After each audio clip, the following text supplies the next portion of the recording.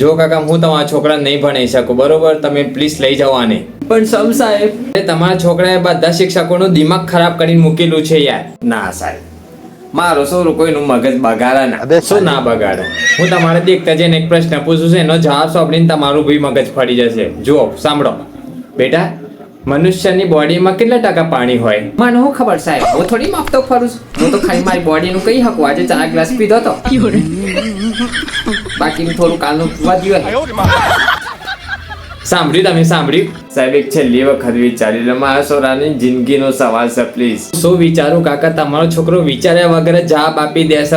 સાહેબ, એક પ્રશ્નનો જવાબ તો ખોટો પડે. મારા છોકરાનું દિમાગ બહુ તેજ છે, એક વખત વિચારો ખાલી. ઓહો, તમારા છોકરાનું દિમાગ તેજ છે? જોઈએ એટલું તેજ છે. બેટા, 2 જણના એક ખાડો 10 મિનિટમાં ગોળશે, તો 4 જણના એક ખાડો કેટલા મિનિટમાં ગોળી રહે? પણ સાહેબ, 2 જણા ખાડો ગોળશે તો ઈવન ગોળવા દો કે બીજા 2 જણા શું કરવા બોલાવો છો?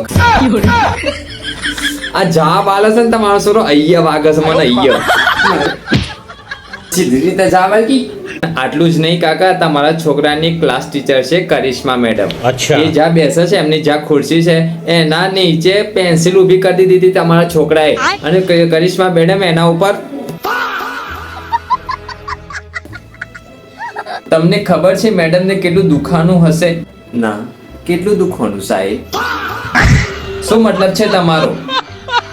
આટલું બધું બી મારાથી જતું ના કરાય કાકા. અને તમારો છોકરો સ્કૂલની અંદર કોઈ દિવસ લેસન જ નથી લાવતો. તું લેસન ચીજ ન લાવવા સાહેબ, પેન્સિલ તો તમારા મેડમ પાસે છે. Get out. સિક્યુરિટી બહાર કાઢ આવ્યો. જઈએ સાહેબ, જઈએ એટલે જલ્દી.